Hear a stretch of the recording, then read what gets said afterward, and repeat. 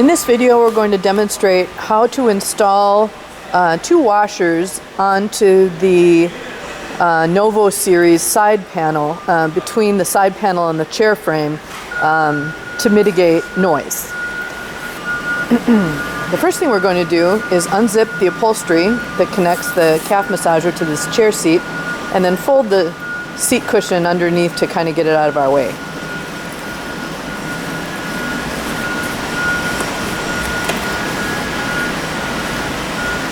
Next, we're going to use a 6mm Allen wrench to remove the screw that secures the side panel.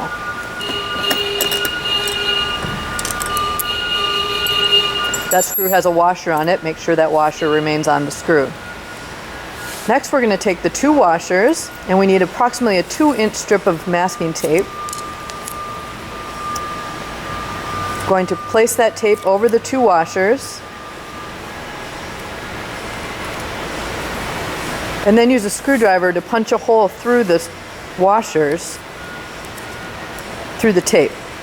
So there's a hole in the tape.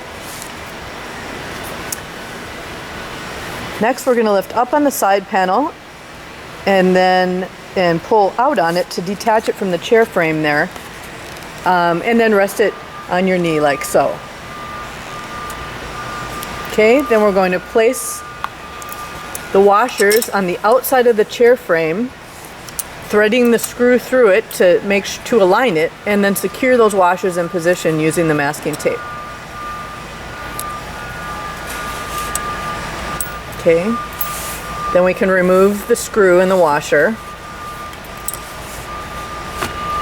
and return the side panel into position, aligning the screw hole on the side panel with the screw hole in the chair frame. A light really comes in handy here to make sure those screw holes are aligned. Otherwise, it involves a lot of trial and error. And we can install the screw-in washer, hand tighten it,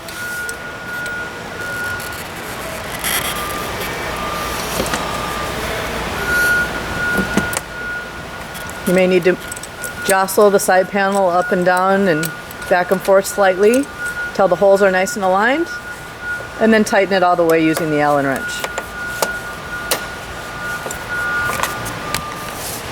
Finally, close the zipper between the calf massager and the seat cushion.